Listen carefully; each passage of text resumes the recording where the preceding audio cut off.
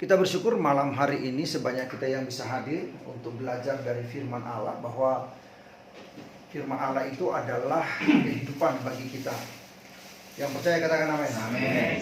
Dia adalah kekuatan. Kalau kita belajar firman Allah, maka firman Allah itu akan memberikan pedoman hidup kita, memberikan kita kekuatan. Nah, di hari Rabu yang lalu kita sudah belajar dari Kisah Para Rasul pasal yang ketiga, ya, di mana Petrus menyembuhkan orang lumpuh, ya. Dan apa yang terjadi, kita sudah lihat orang yang lumpuh sejak lahir dijamah oleh Tuhan, disembuhkan oleh Tuhan, mujizat terjadi demi nama Yesus Kristus. Jadi kalau kita mendengar kalimat bahwa Petrus menyembuhkan orang lumpuh, sebenarnya orang lumpuh disembuhkan bukan oleh Petrus, tapi oleh Tuhan Yesus. Katakan amin. Amin. Ini yang harus kita pahami. Jadi kita bukan penyembuh. Itulah sebabnya khotbah Petrus itu di dalam Kisah Para Rasul pasal yang ketiga, yang kita pelajari dari ayat yang ke-11, memberitahu kepada kita sampai dengan ayat yang terakhir, yaitu pada ayat yang ke-26, bahwa bukan saya yang menyembuhkan. Ya, seolah-olah kalian memandang saya sepertinya saya yang menyembuhkan. Tetapi dia berbicara tentang Yesus, orang Nazaret itu, yang dibuang oleh tukang-tukang bangunan. Maksudnya apa? Oleh para pemimpin agama Yahudi, oleh orang-orang yang mestinya percaya kepada Yesus tapi tidak percaya kepada Yesus, yang menjadi guru-guru agama, yang menjadi tokoh-tokoh agama. Mestinya mereka-mereka itu harus belajar percaya kepada Yesus, tapi faktanya mereka tidak mau belajar, tidak mau percaya kepada Yesus, tapi justru disingkirkan. Dan dia harus dibunuh. Tetapi kuasa kebangkitan Kristus, Roh Kudus bekerja dengan dahsyat, ya. Itulah sebabnya kita harus percayai bahwa Roh Kudus itu adalah Allah, rohnya Allah, ya. Dialah yang membangkitkan Yesus dari antara orang mati, di mana maut tidak berkuasa atas diri Yesus lagi. Sehingga pada yang ketiga dia dibangkitkan dari antara orang mati dan maut tidak berkuasa. Hai maut, di manakah sengatmu? Hai maut, di manakah kekuatanmu? Kekuatan maut sudah tidak ada lagi. Sengat maut sudah dipatahkan dan dihancurkan oleh kuasa Yesus Kristus Tuhan kita. Nah, ini yang diceritakan oleh Petrus kepada mereka, kepada orang-orang Yahudi pada waktu itu, supaya kamu jangan heran dan jangan bimbang bahwa sebenarnya Yesus itu hidup, dia berkuasa. Meski ada tipu muslihat yang dibuat oleh para pemimpin agama, seolah-olah berkata bahwa Yesus itu mayatnya dicuri oleh murid-muridnya. Murid-murid berkata bahwa kami tidak mencurinya. Sebab bagaimana mereka bisa mencuri? Kuburannya itu dijaga oleh pasukan yang disuruh oleh Pilatus. Nah, saudara-saudara, tapi kuasa kebangkitan itu bekerja, sehingga kuasa itu juga yang memimpin setiap orang yang mau percaya kepada Yesus. Maka ketika mereka pergi memberitakan Injil, mereka mau beribadah pada jam 3 petang sore itu, maka mereka melihat orang yang meminta-minta itu dengan sebuah harapan. Orang yang meminta-minta itu meminta sedekah, ya, untuk dia dapatkan dari rasul-rasul itu. Tetapi sebagaimana kita pelajari minggu yang lalu, bahwa Petrus berkata, emas dan perak aku tidak punya, tapi apa yang kupunya kuberikan kepadamu. Dari dalam nama Tuhan Yesus yang berkuasa itu, dia dalam nama Yesus orang Nazaret itu, maka berjalanlah, gitu ya. Dia bantu orang itu. Kita masih ingat bagaimana Petrus bertindak untuk memegang tangan orang itu dan membantu dia untuk berdiri. Dan Kisah Rasul pasal 3 itu bercerita bagaimana orang yang lumpuh itu berjalan ke sana kemari, ya, dan dia memuliakan Tuhan. Akhirnya bukan hanya berjalan ke sana kemari, dia melompat-lompat dan memuliakan Tuhan, memuji-muji Allah. Dan Alkitab berkata semua orang yang melihat kejadian itu mengetahui bahwa orang ini adalah peminta-minta. Nah, saya berharap Bapak-bapak sekalian membaca ulang ayat Alkitab ini, dibaca ulang. Sebab kalau tidak dibaca ulang, saya khawatir kita lupa bahwa kisah itu nyata, dan kita lupakan sebagaimana daya kemampuan kita untuk mengingat begitu terbatas. Nah, sementara dia sedang bercerita tentang bagaimana kuasa Tuhan ini bekerja, ya, bagaimana Yesus disingkirkan tetapi kuasa Tuhan bekerja, Maka dia meminta supaya orang-orang itu sebenarnya bertobatlah, supaya dosa-dosamu dihapuskan, ya. Orang-orang yang tidak mau percaya itu bertobatlah supaya dosa-dosamu dihapuskan. Dalam Kisah Rasul 3 ayat yang ke-19 dikatakan, sadarlah dan bertobatlah supaya dosa-dosamu dihapuskan, agar Tuhan mendatangkan waktu kelegaan dan mengutus Yesus yang dari semula diuntukkan bagimu sebagai Kristus. Nah, Kristus itu harus tinggal di sorga sampai waktu pemulihan segala sesuatu. Nah, ini yang sedang terjadi hingga sekarang. Segala sesuatu dipulihkan, ya, orang dipersiapkan untuk masuk sorga, seperti yang telah difirmankan Allah dengan perantara nabinya yang kudus di zaman dahulu. Bahwa itu sudah dijelaskan sebagaimana mestinya, bahwa kita harus pahami bahwa dialah yang akan datang menebus dosa kita dan dosa manusia. Dijelaskan semua dijelaskan, dan bagaimana cerita para nabi, bagaimana nabi-nabi bernubuat, ya, dijelaskan semua mereka, diulangi lagi, diterangkan kembali. Dan memang mereka ini menerima karunia itu dari kuasa Roh Kudus. Sehingga apa yang terjadi kita lihat sekarang pada pasal yang keempat, ya. Pada pasal yang keempat. Nah, ketika Petrus menjelaskan itu, ayat yang pertama katakan begini. Ketika Petrus dan Yohanes sedang berbicara kepada orang banyak, mereka tiba-tiba didatangi imam-imam dan kepala pengawal bait Allah, serta orang-orang Saduki. Ini gerombolan ini. Rombongan yang datang. Sebagaimana mereka membenci Yesus, nah mereka juga membenci pengikut-pengikut Yesus. Nah, orang-orang itu sangat marah, ya, ayat yang kedua. Karena mereka mengajar orang banyak dan memberitakan bahwa dalam nama Yesus ada kebangkitan dari antara orang mati. Nah, orang-orang Saduki ini tidak percaya bahwa akan ada kebangkitan dari antara orang-orang mati. Jadi kemana orang mati itu coba, Bapak-bapak? Kemana orang kalau sudah mati? Suatu hari kelak, apakah akan mati seperti itu terus? Tidak. Alkitab berkata akan ada satu hari kebangkitan. Dan memang Yesus sudah buktikan itu. Sama seperti Yesus bangkit dari antara orang mati, demikianlah juga semua orang yang percaya kepada Tuhan akan dibangkitkan satu hari kelak ketika Tuhan datang kembali. Amin, percaya ya. Jadi hidup kita ini sedang berjalan, dipulihkan segala sesuatu. Kalau segala sesuatu belum selesai pemulihannya, maka banyak orang yang meninggal, lahir lagi, meninggal, lahir lagi, sampai segala sesuatu dipulihkan. Tuhan Allah yang tahu kapan waktu itu akan selesai. Dia yang tahu. Maka Yesus katakan bahwa anak pun tidak tahu kapan hari kedatangannya. Hanya Bapa yang tahu. Nah, itu artinya ketika dia sebagai Allah, sebagai Bapa yang penuh kuasa, maka dia menyatakan diri akan datang kembali ke dalam dunia ini. Sebab yang datang itu adalah Yesus Kristus, untuk membawa semua orang yang percaya kepada Tuhan. Bahkan orang-orang yang sudah mati itu di dalam Tuhan akan dibangkitkan. Jadi kita akan dibangkitkan kembali. Kalau orang-orang yang sudah mati dibangkitkan kembali, orang yang belum mati diangkat bersama-sama di udara. Saudara-saudara, ini yang diberitahu. Nah, orang-orang ini marah dan mereka menolak itu. Saudara-saudara yang dikasih oleh Tuhan, suatu hari kita boleh belajar tentang bagaimana pandangan orang-orang Saduki tentang orang yang meninggal. Dan itu bertolak belakang dengan ajaran Alkitab, bertolak belakang dengan apa yang diajarkan oleh Yesus Kristus kepada kita. Jadi ingat, ini camkan Bapak-bapak, satu hari kelak kita harus hidup kembali. Orang-orang yang mati hidup kembali. Kalau kita yang dalam kehidupan kita sekarang belum datang Yesus menjemput kita, maka kalau kita meninggal karena sudah tua dan seterusnya, nah saudara-saudara, satu hari kelak kita akan dibangkitkan sesuai dengan firman Allah. Itu yang sudah berulang-ulang sudah kita baca. Nah, ayat yang ketiga, mereka ditangkap dan diserahkan ke dalam tahanan sampai keesokan harinya, karena dikatakan hari telah malam. Tetapi di antara orang yang mendengar ajaran itu banyak yang menjadi percaya, sehingga jumlah mereka menjadi kira-kira berapa? 5.000 orang laki-laki. Ini yang harus kita perhatikan, Bapak-bapak. Nah, kenapa kita belajar? Kenapa kita beribadah? Bukan hanya supaya kita masuk surga. Ingat ini, kita camkan ini. Tetapi juga supaya kita menjadi alat Tuhan, seperti Petrus dan Yohanes ini membawa orang kepada Tuhan. Supaya banyak orang diselamatkan dengan moto yang kita selalu pakai, kosongkan neraka dan buat surga penuh. Sepakat, saudara? Amen. Itu makanya kita belajar. Jadi Bapak-Bapak sekalian, ketika kita belajar, catat terus ayat-ayat itu, baca ulang-ulang ayat-ayat itu, berulang-ulang baca, dan saya berkata kepada kita, berulang-ulang baca. Ketika kita membaca, Roh Kudus bekerja.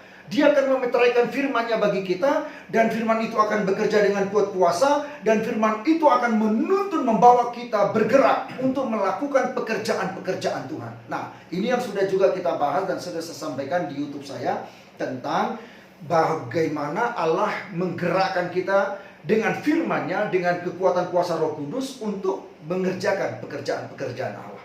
Jadi kalau kita tidak mau baca Alkitab, kita tidak mau mendengarkan firman Allah, gak bisa kita mau, bagaimana kita mau dipakai Tuhan.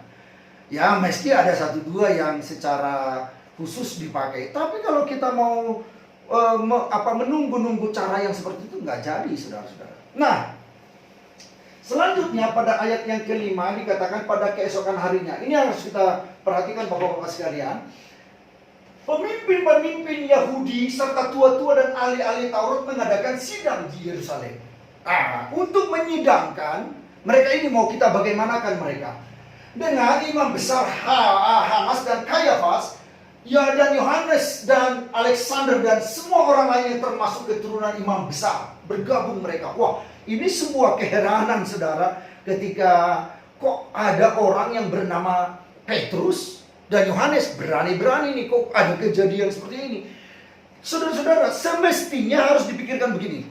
Orang itu sudah terbukti sembuh ya, terbukti kan?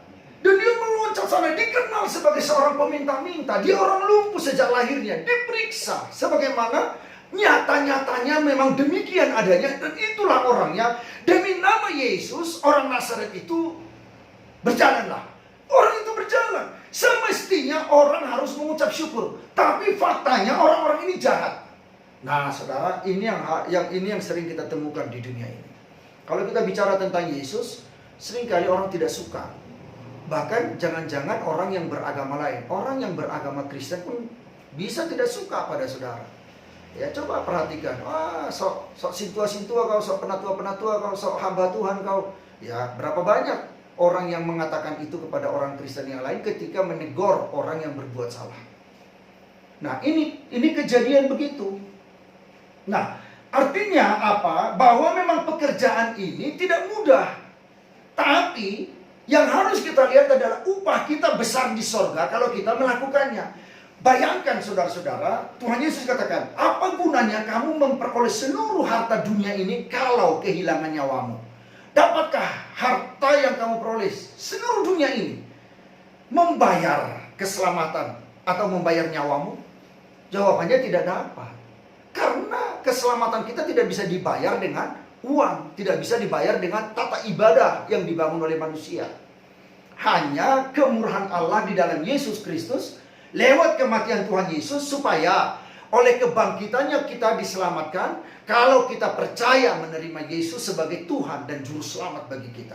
Ini yang harus dicamkan. Inilah juga yang harus kita beritakan kepada orang lain. Maka Petrus berkhotbah, bertobatlah.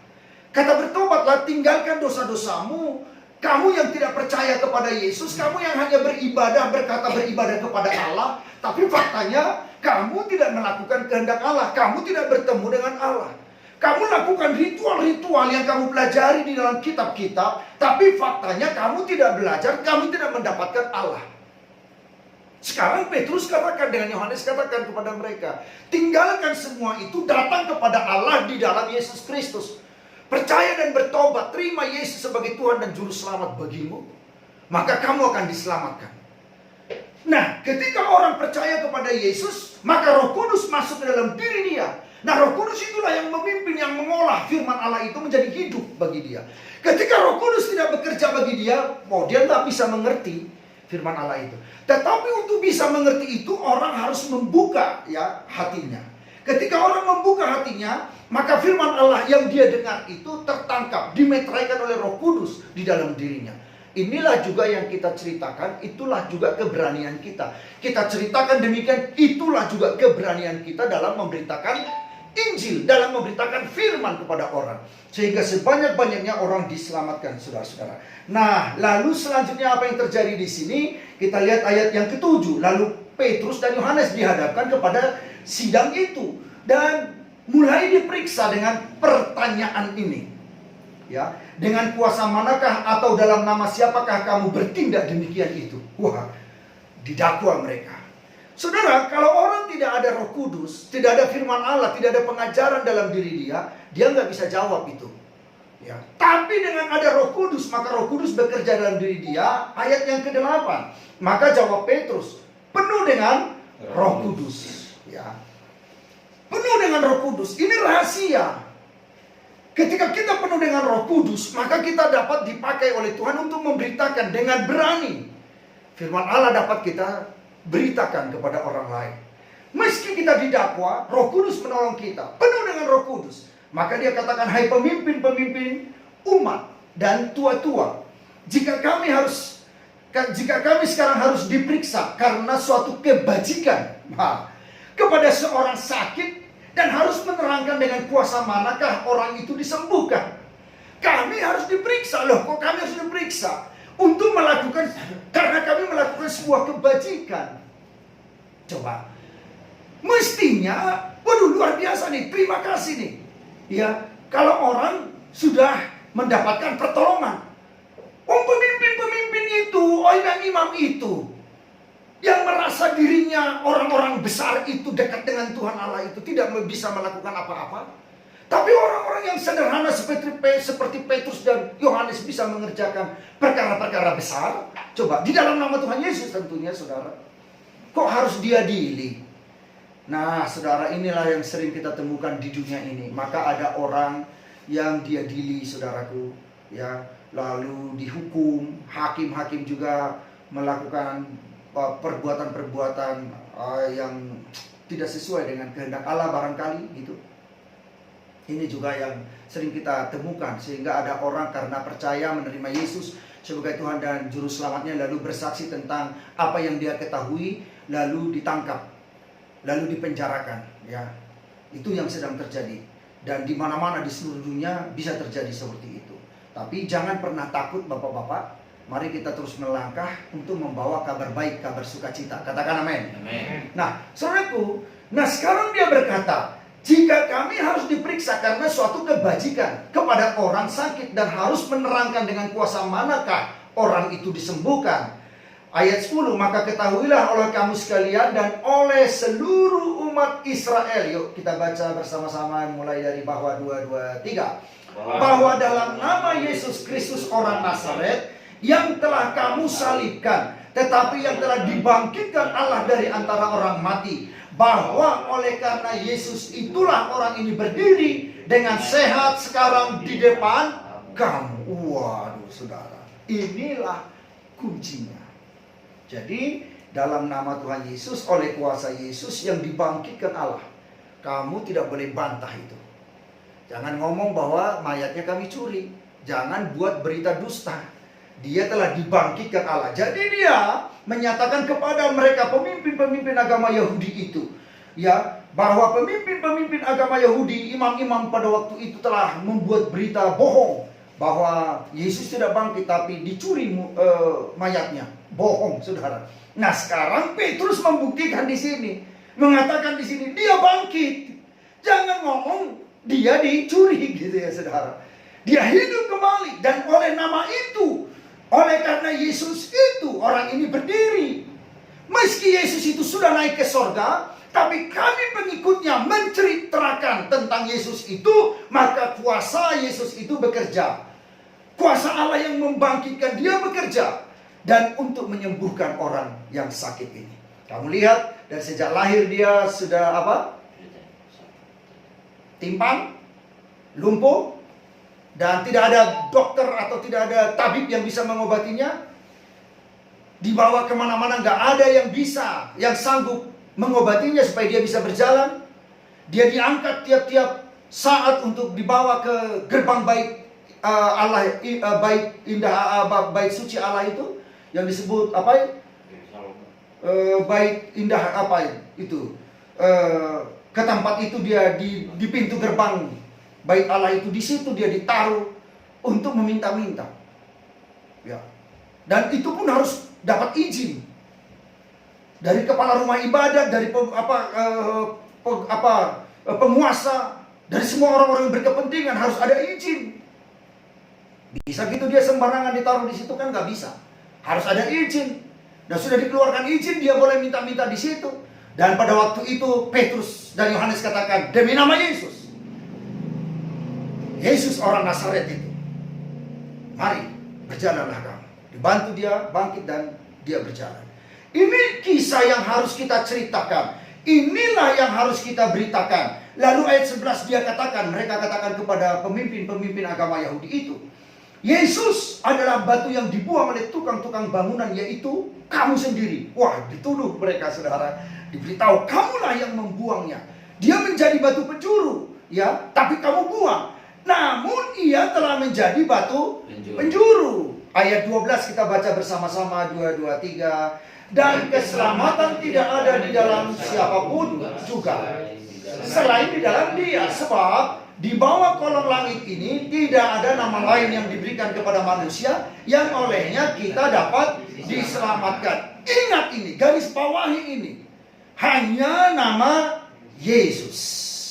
Wah, saudara-saudara yang dikasih oleh Tuhan, ayat 13 memberi cerita baru lagi dan unik kepada kita, saudara-saudara. Dari ayat 13 dikatakan, ketika sidang itu melihat keberanian Petrus dan Yohanes dan mengetahui bahwa keduanya orang biasa yang tidak terpelajar. Lah rupanya Yesus memilih murid-muridnya bukan dari istana kerajaan, bukan dari pegawai-pegawai dari Pilatus, dari orang-orang ternama, dari orang-orang yang punya pangkat kedudukan. Orang-orang yang tidak terpelajar. Heranlah mereka, dan mereka mengenal keduanya sebagai pengikut Yesus. Nah, saudara, kalau kita menjadi pengikut Yesus, maka kuasa Tuhan akan memimpin kita untuk mengerjakan pekerjaan-pekerjaan besar yang dari Dia. Lalu firman-Nya akan bekerja dan menuntun kita untuk melakukan pekerjaan-pekerjaan besar dari Tuhan. Nah, sekarang di dunia ini masih banyak orang yang membutuhkan pertolongan, membutuhkan doa bapak-bapak. Bapak-bapak harus mau dipakai oleh Tuhan berdoa. Amin. Harus mau dipakai oleh Tuhan memberitakan, menceritakan tentang Yesus. Harus mau. Kalau nggak mau, wah rugi kita. Rugi, saudara. Ada banyak orang yang nggak tertolong. Tapi kalau bapak-bapak mau, ketemu di jalan atau di pekerjaan atau di mana saja. Mungkin ada orang kerasukan setan atau apa. Atau mungkin di jalan orang-orang gila, datangi aja. Doakan dia dalam nama Tuhan Yesus, tumpang tangan dia. Makanya kita belajar firman Tuhan sekarang. Dan dengan belajar firman Tuhan sekarang, jagalah hidupmu, jagalah dirimu, supaya kita hidup menjadi orang yang benar. Sekali lagi, semua pekerja Tuhan, saya selalu katakan, jangan pernah ada roh kesombongan dalam diri kita. Jadilah rendah hati. Rendah hati, semakin tinggi, semakin besar kita dipakai Tuhan, semakin rendah hati. Jangan pernah sombong. Kalau sombong, celaka, saudara-saudara. Nah, akhirnya ayat 14. Tetapi karena mereka melihat orang yang disembuhkan itu berdiri di samping kedua rasul itu, rupanya orang yang disembuhkan itu ada juga di situ, ya begitu kan? Dan mereka tidak dapat mengatakan apa-apa untuk membantahnya. Walah, rupanya saudara, kita selalu dibela oleh Tuhan. Amin. Amin. Selalu dibela oleh Tuhan. Katakan amin. Amin. Tuhan pasti bela kita. Tidak pernah kita dibiarkannya, ya, dibela, ya. Sehingga dengan demikian maka pekerjaan-pekerjaan Tuhan nyata, pekerjaan-pekerjaan setan dihancurkan. Ayat 15 kita baca. Oke, saya baca dulu ayat 15. Nanti ada beberapa ayat juga yang akan kita baca bersama. Dan setelah mereka menyuruh rasul-rasul itu meninggalkan ruang sidang, berundinglah mereka. Oh, rupanya keluar dulu. Mari kita berunding. Dan mereka berkata, tindakan apa yang harus kita ambil terhadap orang-orang ini? Sebab telah nyata kepada semua penduduk Yerusalem bahwa mereka telah mengadakan suatu mujizat yang menyolok, dan kita tidak dapat menyangkalnya. Nah, saudara, semestinya kalau sudah seperti ini bertobatlah ya, mestinya ya. Ini kalimatnya kan bahwa mereka telah mengadakan suatu mujizat yang menyolok dan kita tidak dapat menyangkalnya. Nah, ayat ini mestinya, kalau kita lihat di sini, mestinya mereka semua bertobat. Dasar orang mau masuk neraka, saudara. Malah mereka merancang yang lain, ayat 17. Tetapi supaya hal itu jangan semakin luas tersiar di antara orang banyak, baiklah kita mengancam dan melarang mereka supaya mereka jangan berbicara lagi dengan siapapun dalam nama itu. Jahat sekali nih orang. Orang-orang ini gak beres, saudara-saudara. Tetapi selanjutnya dikatakan pada ayat 18, dan setelah keduanya disuruh masuk, mereka diperintahkan supaya sama sekali jangan berbicara atau mengajar lagi dalam nama Yesus. Jahatnya, ini jahat loh. Jahat begini nggak? Jahat. Orang menerangkan kebenaran nggak boleh. Berbuat yang tidak baik seperti yang mereka lakukan boleh. Kok menerangkan yang baik, menjelaskan yang baik, memberitahu ada juru selamat, penebus dosa manusia, nggak boleh. Lah saudara, kalau dia nggak mau percaya nggak apa-apa. Tapi kan harus boleh dong dijelaskan yang begitu ya saudara. Dia nggak mau percaya, biarin, nanti dia dihukum di api neraka di hari penghakiman yang akan datang. Dia nggak mau percaya, biarin. Tapi kalau ada orang yang mau percaya karena berita itu, kok dilarang? Ya. Kok mereka dihalang-halangi untuk memberitakan kabar baik, kabar sukacita tentang Yesus? Saya senang sekali dengan ayat yang 19 dan 20 ini kita baca. Ayat 19, 2, 2, 3. Tetapi Petrus dan Yohanes menjawab mereka, silakan kamu putuskan sendiri, manakah yang benar di hadapan Allah? Taat kepada kamu atau taat kepada Allah? Ayat 20, sebab tidak mungkin bagi kami untuk tidak berkata-kata tentang apa yang telah kami lihat dan yang telah kami dengar. Waduh, luar biasa. Ini pegangan kita, saudara-saudara. Jadi kalau saudara-saudara dibenci orang karena memberitakan nama Yesus, peganglah ayat yang 19 dan ayat 20. Silakan kamu putuskan sendiri. Oke, bukan kami yang memutuskan. Mana yang benar? Mana? Di hadapan Allah, ya, pencipta langit dan bumi. Mana yang benar? Taat kepada kamu, ya, mengikuti laranganmu, atau taat kepada Allah untuk menceritakan kebenaran tentang Yesus. Nah, mereka katakan tidak mungkin bagi kami untuk tidak berkata-kata tentang apa yang telah kami lihat dan yang telah kami dengar. Saudara-saudara, kita ini juga sudah melihat banyak kejadian-kejadian di dalam nama Tuhan Yesus. Amin. Banyak kejadian yang sudah kita lihat. Juga banyak berita tentang Yesus telah kita dengar. Kita sendiri sudah percaya dan menerima itu. Nah, karena itu, marilah kita memberitakan tentang Yesus. Kita lihat ayat ini selanjutnya, ayat 21. Mereka semakin keras mengancam rasul-rasul itu. Kata semakin keras, mereka mengancam untuk mengambil sebuah tindakan. Tindakan yang mengerikan barangkali akan mereka lakukan. Tetapi akhirnya mereka dilepas juga. Mereka akhirnya melepaskan mereka juga. Sebab sidang tidak melihat jalan untuk menghukum mereka, karena takut akan orang banyak yang memuliakan nama Allah berhubung dengan apa yang telah terjadi. Jadi saudara, kebenaran yang sudah dibuktikan pun masih mereka bantah.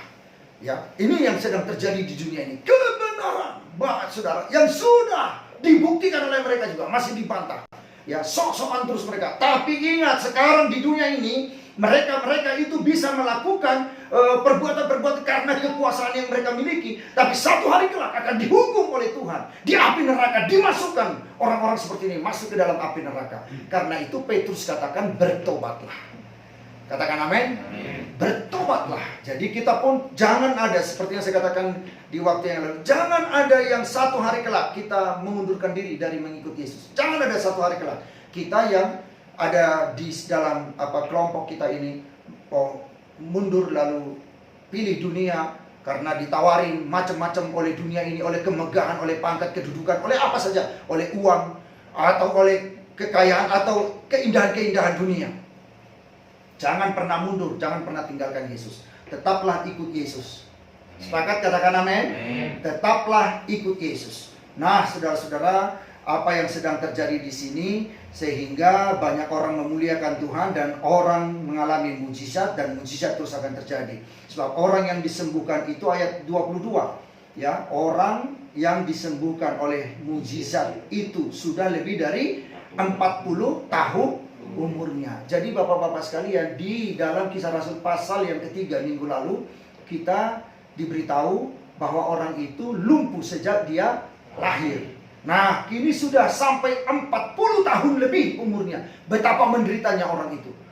Nah, karena nama Yesus dia disembuhkan. Masih saja dia dilarang menceritakan nama Yesus. Aduh, saya bilang astagfirullah gitu. Ini orang sedih sekali dilihatnya gitu ya. Ada orang yang bisa menerima kasih karunia dilarang, dihalang-halangi. Betapa kejamnya mereka. Dan saya meyakini orang-orang seperti itu akan dihukum oleh Tuhan kelak di hari penghakiman. Nah, saudara-saudara, kita lanjutkan, ingin mengakhiri sampai selesai ayat ini, ayat 23. Sesudah dilepaskan, pergilah Petrus dan Yohanes kepada semua teman-teman mereka, lalu mereka menceritakan segala sesuatu yang dikatakan imam-imam kepala dan tua-tua kepada mereka. Ketika teman-teman mereka mendengar hal itu, berserulah mereka bersama-sama kepada Allah. Ya, diceritakan bagaimana mereka diancam, ya. Dan akhirnya ini penting bagi kita. Ini yang ingin saya juga jelaskan bagi kita. Mereka berseru kepada Allah, mereka berdoa bersama-sama kepada Allah. Mereka memohon pertolongan Allah kita, Tuhan yang Maha Kuasa. Dia katakan, "Ya Tuhan, Engkaulah yang menjadikan langit dan bumi, laut dan segala isinya. Dan oleh Roh Kudus dengan perantaran hamba-Mu Daud Bapa kami, Engkau telah berfirman, mengapa rusuh bangsa-bangsa, mengapa suku-suku bangsa mereka-reka perkara yang sia-sia. Raja-raja di dunia ini bersiap-siap dan para pembesar berkumpul untuk melawan Tuhan yang diurapinya." Itulah yang ditulis di dalam kitab Perjanjian Lama dan dikutip oleh mereka. Ini terjadi. Nah, sekarang terjadi pada kami, kata mereka kepada Tuhan. Mereka berdoa, sebab sesungguhnya telah berkumpul di dalam kota ini Herodes dan Pontius Pilatus beserta bangsa-bangsa dan suku-suku bangsa Israel melawan Yesus hamba-Mu yang kudus, yang Engkau urapi, untuk melaksanakan segala sesuatu yang telah Engkau tentukan dari semula oleh kuasa dan kehendak-Mu. Ayat 29. Dan sekarang ya Tuhan, lihatlah bagaimana mereka mengancam kami, dan berikanlah kepada hamba-hamba-Mu ini keberanian untuk memberitakan firman-Mu. Ini juga menjadi doa kita. Sepakat ya Bapak-bapak? Amin.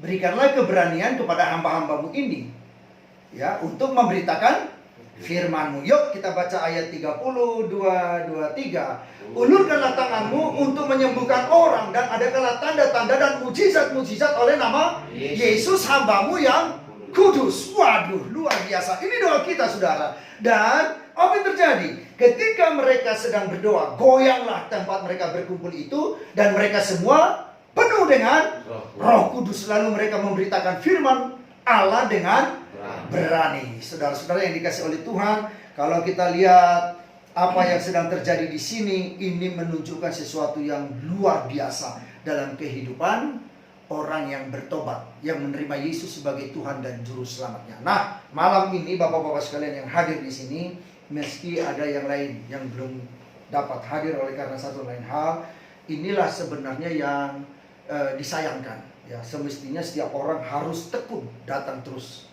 Ya, belajar firman Tuhan itu jangan sepotong-sepotong, jangan setengah-setengah. Ya, dan memang kita harus berjuang. Mungkin ada hal-hal yang lain yang mengganggu gitu ya.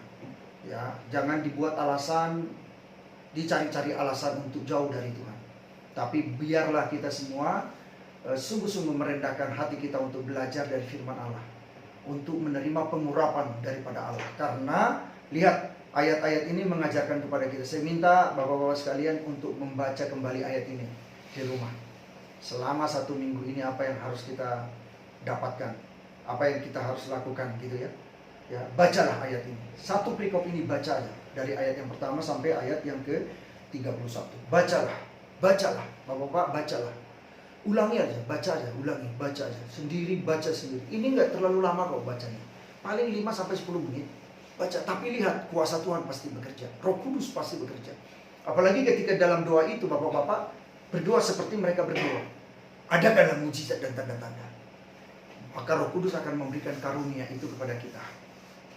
Jadi kalau Bapak-bapak sedang kerja, bertemu dengan orang sakit, doakan dalam nama Tuhan Yesus. Ada orang susah, ada orang yang gemetar dalam dunia ini menghadapi COVID-19 atau varian-variannya, Omikron dan sebagainya. Doakan dalam nama Tuhan Yesus. Meski kita tetap pakai masker, kita tetap dalam prokes yang ketat. Kita juga menunjukkan sebuah teladan di situ. Tetapi jangan pernah lalai untuk memberitakan kabar baik, kabar sukacita. Nah, karena itu biarlah pengurapan Roh Kudus turun atas kita semua, menaungi dan memberkati kita, sehingga kita dipakainya menjadi alat Tuhan. Bapak-bapak mau dipakai? Katakan amin. Baik, kita berdoa. Mari kita berdoa. Bapa, dalam nama Tuhan Yesus saya berdoa untuk bapak-bapak yang hadir di sini, urapilah mereka dengan kuat kuasa, sebagaimana kami memberitakan firman dan hamba-Mu menyampaikan pesan-pesan Tuhan sesuai dengan Alkitab, Kisah Rasul pasal 3 dan Kisah Rasul pasal 4 hari ini.